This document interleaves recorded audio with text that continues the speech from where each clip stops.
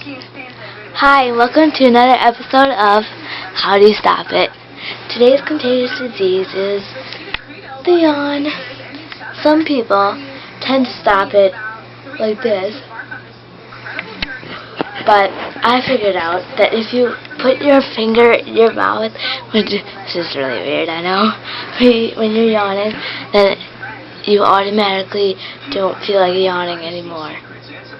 It's really weird.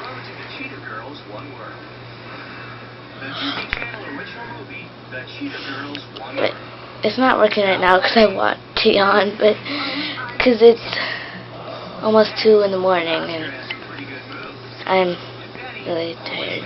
So, yeah, bye. I hope you take that advice if you don't want to yawn or something. Okay, bye.